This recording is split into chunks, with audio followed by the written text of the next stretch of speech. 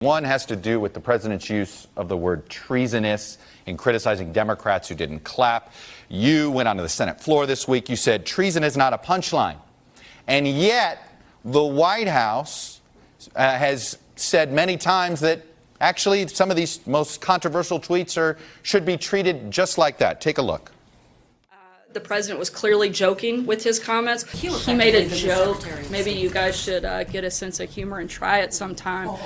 I believe he was making a joke at the time. Can you say affirmatively that whenever the president says something, we can trust it to be real? If he's not joking, of course. And he was making a sarcastic point about those 33,000 emails. Let me ask you on the treasonous comment. Do you think we need to get a sense of humor, or does the president need to watch his words? No, I think the president needs to stop calling Democrats or Republicans or others who don't stand or applaud at every line that he has, that they're un-American. He also used that term, or treasonous. Words matter. And when he talks about fake news, for example, I gave another speech where I talked about how that gives aid and comfort to authoritarians around the world who are now labeling their opposition or dismissing real dissent as fake news.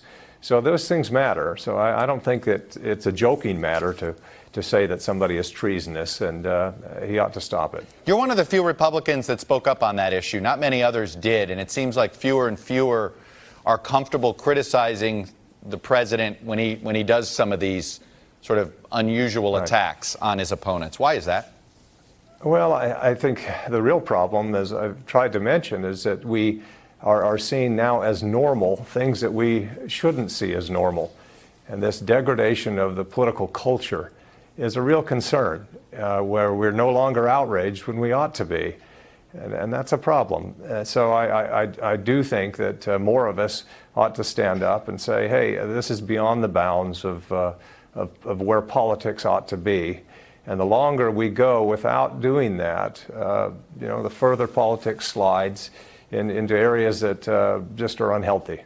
Hey, NBC News fans, thanks for checking out our YouTube channel. Subscribe by clicking on that button down here, and then click on any of the videos over here to watch the latest interviews, show highlights, and digital exclusives. Thanks for watching.